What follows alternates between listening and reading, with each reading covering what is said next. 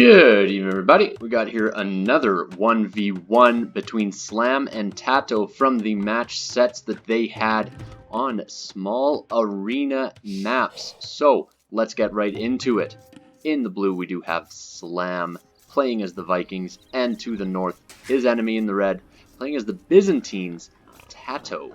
So what can we expect? Well, fairly small map. Look how close these walls are to one another, so we will expect some sort of aggression. In the last game we did see a tower rush right off the bat, and let's see if we will get something similar. I will just speed up as the players are scouting around, taking a look at what their map looks like, what they can expect, pushing in deer, doing the typical arena play. Obviously, knowing that you've got a safe economy means that you can take a little bit more time, push in the deer. You don't have to scout out right off the bat.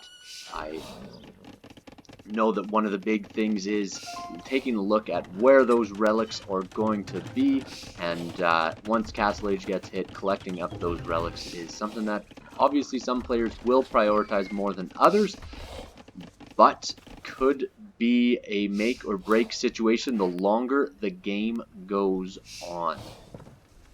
And both of these players just doing the typical moves, both players at 19 villagers. And what can we expect out of these civilizations? Well, Vikings, you do see the archers obviously as Vikings, but I'd love to see some berserks. With the Byzantines, obviously they do have that strong trash, so skirmishers always an option for them against archer civilizations, as both the players are on their way up to the next age. But with that move of archers, skirmishers could be coming back and could be causing a little bit of trouble, as, well, Vikings just that much quicker up to the next age. Course, a staple in blacksmith being dropped for the Byzantine player. I will slow down a little bit to regular speed now. So stable blacksmith right off the bat, and we've got a market blacksmith for the Vikings. Vikings going to be going for that strong economy with those free upgrades, wheelbarrow, handcart. That just sets them up so nicely in the next age. So right now, all of these villagers are collecting just that much more resources as they continue. And TaToH, big villager lead at this point in time. That is only due to the fact that he's still on his way up to the next age. Already a second town center being dropped. And on the other side, TaToH moving forward with a little bit of military aggression. He's got his initial scout, he's got a secondary scout, and he's got a spear. So he's going to be wanting to get map control as soon as possible. Whereas Slam, he'll be perfectly content to just sit back and get whatever he can out of his boom.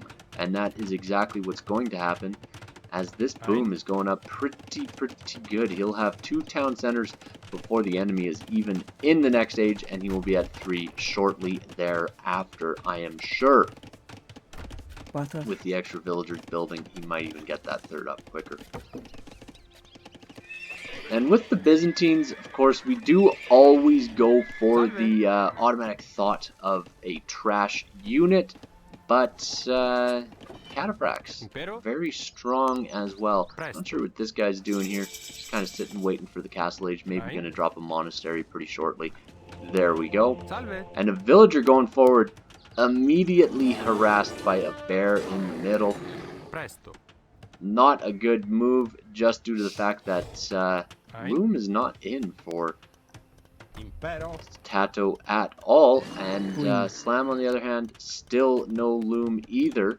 TaToH dropping his 2nd town center and 3rd town center now, but this villager will be saved by the spearman.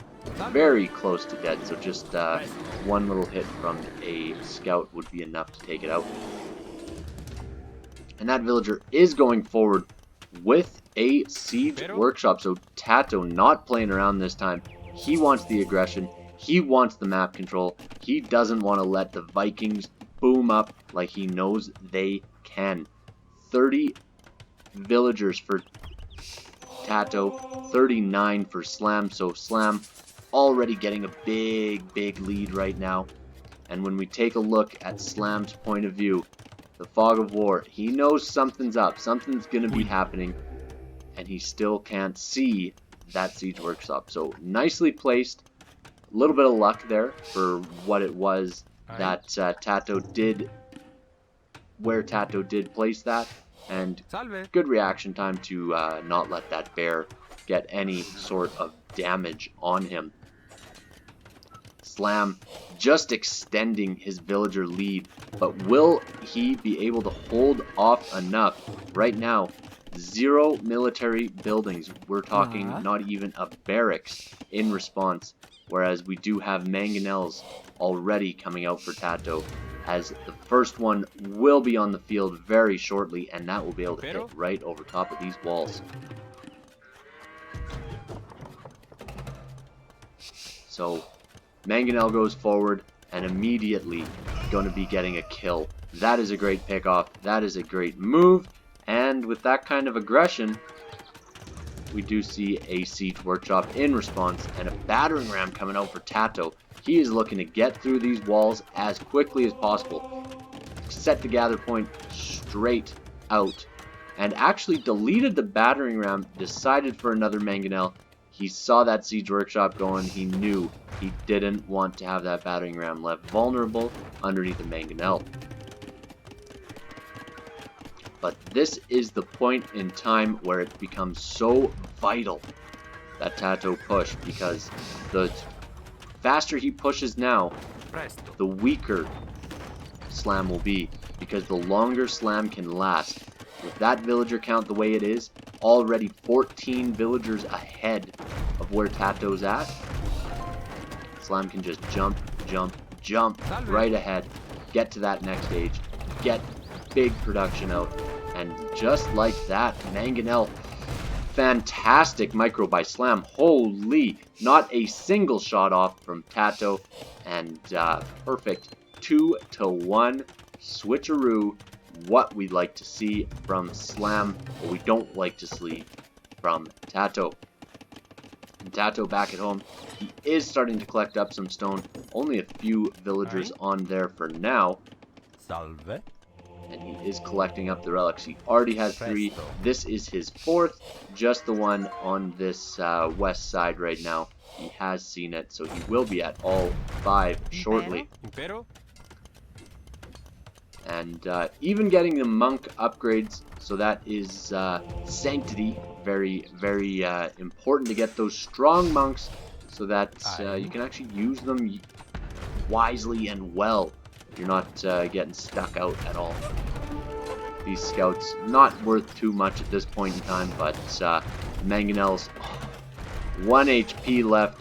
Able to get a couple shots, able to heal up and repair those mangonels. This one weak villager has been able to build so much out of here and just create so much chaos for the enemy. Of course, still a 12 villager lead out here for the Viking player. And the Byzantine player unable to take out that mangonel at this point in time. That's 2 times there's been just 1 HP left on that mangonel. So it's interesting to see what will come out of this, as that one will continue to be repaired at this point in time. Always an interesting graphic when you see rocks being thrown directly at these villagers who are not getting struck, because it's only apparently hitting the building. But 4 mangonels is no joke, actually. 4 mangonels can eat a TC very quickly. Looking to micro with 1, push back with the others. Crossbows coming in for Slam, and those will shortly be turned into arbalests, as he is 84% of the way to the next age. Town center falls. But does it matter when you've got arbs on the field that can take out the mangonels? Of course, Byzantines do have fairly quick uptimes to the Imperial Age, but against this kind of economy, not much they can do in response other than just continue the pressure and hope for a few fantastic shots from the 5 now mangonels on the field. Monks looking to get a conversion out of this mangonel, as the mangonels of TaToH are eating away at the wall. They are in already, and only crossbow right now. Arbalest will be in shortly, chemistry will be in shortly, and we already see +3 range, +3 attack, and boom, 4 battering rams for Slam. He is gonna push right back with this Viking ball of death. Like to see these get upgraded to capped ram, just get that little bit more HP, as these will be able to fall to mangonels. But 5 mangonels is nothing to joke around about, especially with the castle going up behind. On the way up to the Imperial Age, once these become onager, it's going to be very difficult for even Arbalest to engage against them. So good move to try to take them out as early as possible. Try to engage as early as possible, and really use this time to your advantage. As we have now flipped the script a little bit, with Slam on the offensive, he needs to push while he has the big military advantage. He already has the villager advantage of 11 extra villagers. Consistently making villagers, upgrading to capped ram. What will come of these rams? 1 mangonel as well, and more Arbalests coming forward. Not much in response. There we go. Just as we thought. Byzantines, strong, cheap skirmishers. Already upgrading to elite skirm, already getting Bodkin arrow. He will need to watch out for this mangonel, but honestly, a small army of skirms, be this many mangonels, will be able to take this out no problem at all. And of course, TaToH in a fairly secure situation where he has his town center spread out, but not so spread out that he can't run to them. But he will likely be losing this main town center, his starting town center, as immediately Onager comes in. But will it be fast enough? That's a lot of Arbs that are moving forward. That's a lot of military as a rush town center, get back up to that 3rd town center, comes in, 4th TC, trying to get rushed up as well, and really Slam just pushing back all over the place. 30 minutes in, and we've got cap rams and Arbs in the back of your base. Not too much you can do about that, especially when you're already 16 villagers behind. Only a few skirms coming out at this point in time, but Onager is in. A few good Onager shots can flip the script on this entire game. Just like that, the mangonel's out, so therefore we can now put skirmishers on the field, but not much can take out these massive capped rams. Get a couple of friendly fire shots in there, but good shots, and Onagers just so difficult to micro against. No matter what it is you're dealing with, Onagers are tough. So of course, Arbs having to run back a little bit. Skirmishers are starting to mass up for TaToH. And it looks like these cap rams have been cleared out, and TaToH can breathe for now. I emphasize for now, as Slam is starting to move out, expanding his economy even more. He is getting close to that number where he's not going to need to even make villagers anymore. He's already at that point. TaToH not quite there. He is building up now a 5th town center, really tightly together. He lost quite a bit of his economy and quite a few villagers right there. And a trebuchet already out for each of them. Let's see what sort of battle we can ensue, as we have 5 + 3 Arbs. We have 8 range Onagers. They have the same range, but just a huge difference in maneuverability and attack.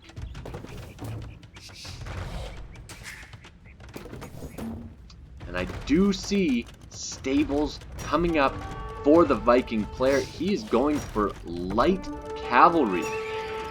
Look at that. A few scout calves coming in right off the bat and building up extra stables just to make sure there's no issue anywhere.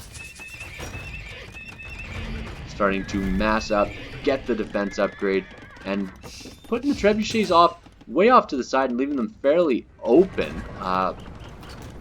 The interesting thing is, the trebuchets and onagers should be able to take out this army, especially with just that small amount of skirmishers sprinkled in. If he can just continue to produce skirmishers, it might be enough to take out this army.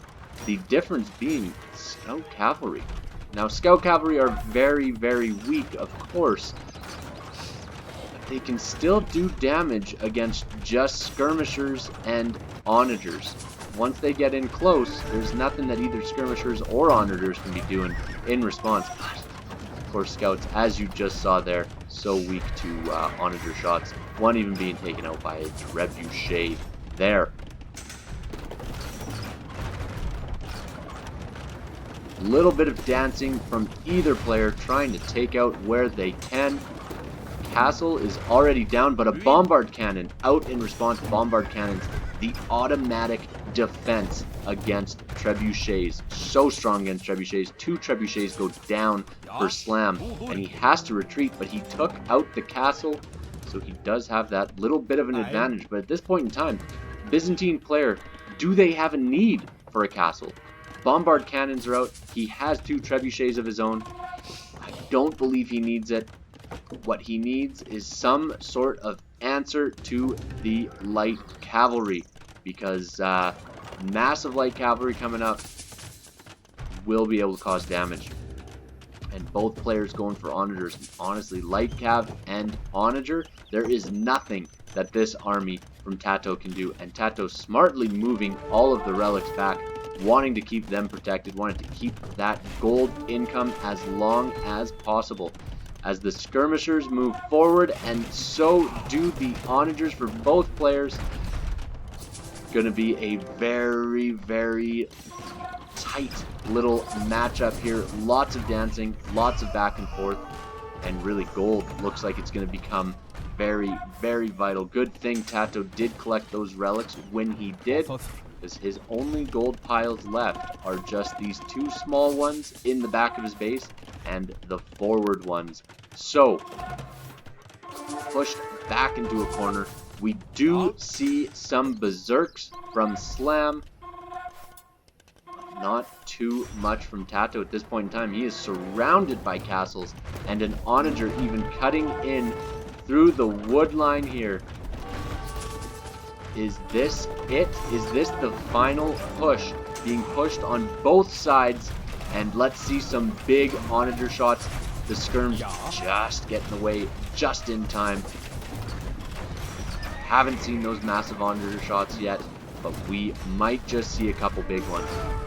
Fairly good shot there. Both onagers do go down for Slam. Castle goes down for Slam. But will the trebuchets and bombard cannon be saved? Just saved. That castle fire really helping out in that attack. Bombard cannon does take out the trebuchet of Slam. But this is just a little bit of a distraction, as the main army of Slam, a mixture of berserks, arbs, and light cavalry with trebuchets thrown in, is pushing on the side. These bombard cannons so valuable at this point in time, but unable to really do too much against the light cavalry. Oof, big mistake. That one arbalest, that must have been a conversion. No, it looks like there is a switch to arbs. They will be able to engage much better against the light cavalry than the skirmishers. So a mixture of skirmishers, arbalests will be able to engage, as a big army shot coming in from these onagers. 1 trebuchet down. Will he be able to save the rest? The push is already in. There go the bombard cannons. 1 is down. Second one gonna be focused, not gonna fall at this point in time. But all of a sudden, there are no light cavalry on the field. for Slam. Will he be able to get a couple of good shots? Castle will go down, no doubt about it. And Cataphract moved. Look at that death. That shot alone just won Slam the game. Just like that. Trebuchets falling. Arbalests falling. Nothing really left other than skirmishers for TaToH. These bombard cannons, of course, very strong, but my goodness, these onagers just able to turn the tide so quickly there. And sure, there's a lot of fight left in TaToH, but will it be enough to come back at this point in time? Slam collecting up gold, but not too many mining camps that have actual access to gold at this point in time. He is running pretty light on gold himself, as a matter of fact, so 282 at this point in time. The only gold piles here are on this left side. He hasn't scouted it. Oh my goodness, he never scouted that side of the map. So important to be getting those scouting information. As this gold here, only 280 gold left. Didn't collect the relics. Didn't find this 3 tile of gold. That's 2,400 gold right there, unavailable to him right now. There is gold in the middle, but the light cavalry run in and walled out, just barely quick walled. That is a hero villager. That just saved the entire economy of TaToH. But turning right back in is the light cavalry. The arbalests having to turn around and engage. They should be able to shred these light cavalry. Obviously, Viking light cav, such weak units. And TaToH, all of a sudden, turning around. He is collecting gold. Slam only with 4 on gold. TaToH with 11, as a matter of fact, on gold at this point in time. Plus, look at that, 5 relics. So, really, Slam missing this gold. That is massive. He is going to be collecting on this top right side of the map, but that's not super safe at this point in time, but it is gold. It is gold access, and he needs gold to be building this siege. He needs it for his arbalests. He needs it to win this game.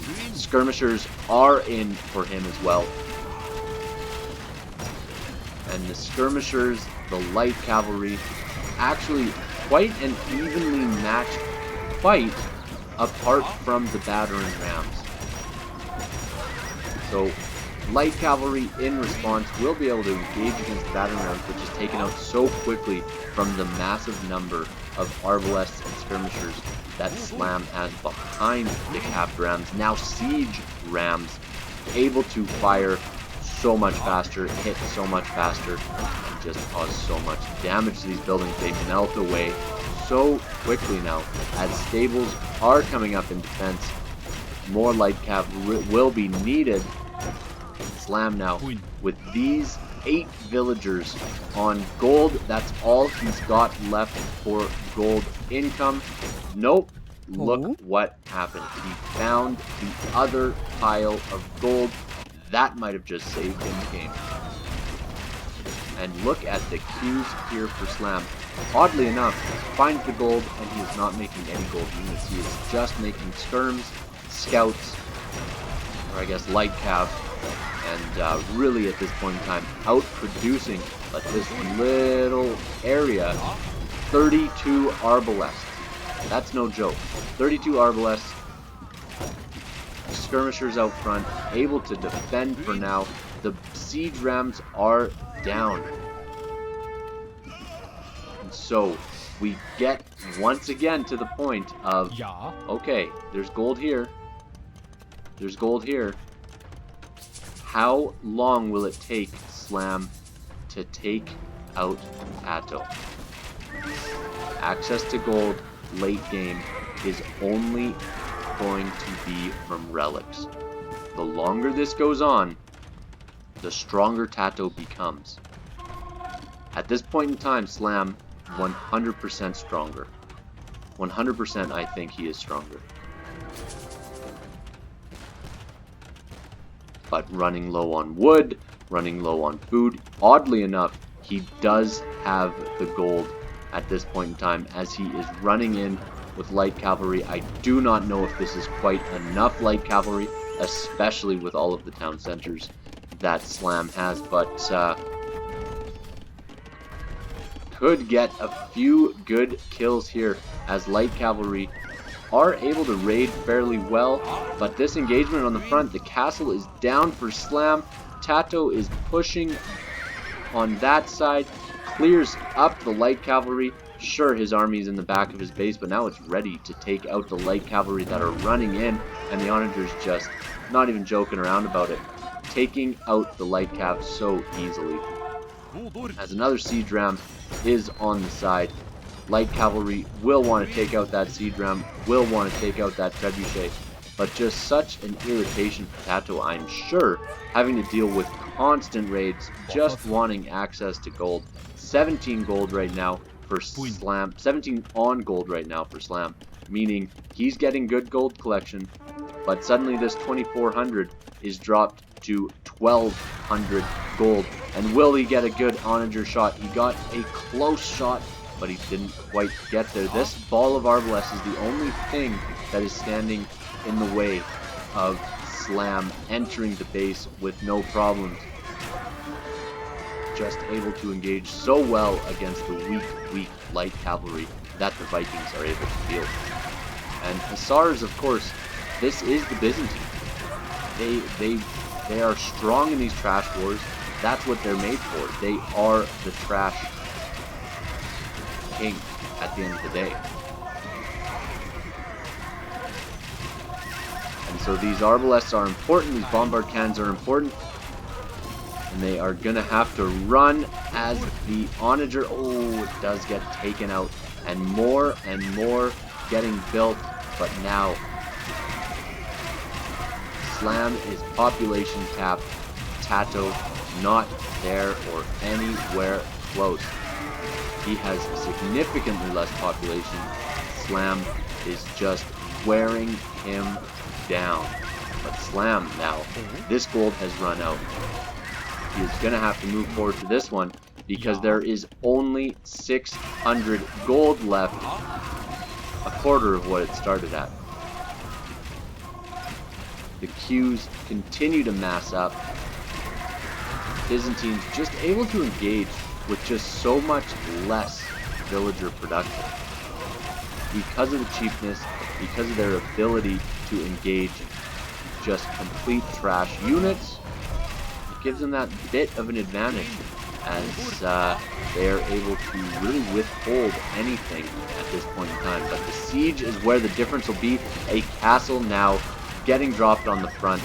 Access to gold will be 100% in favor of Slam, even with those relics in the monastery. Will it be enough? It's looking like it probably is not. Onager on the west side, cutting through the woods as well. Look at this control, just constantly microing even this onager as he's engaging on the front, building castles, dropping mining camps. Shows just the fantastic ability of both of these players. They are on all sides, even a berserk going in to raid. And this army now is falling apart. We see villager numbers dropping, less than half of the military for TaToH. Well hard fought, but the GG is called.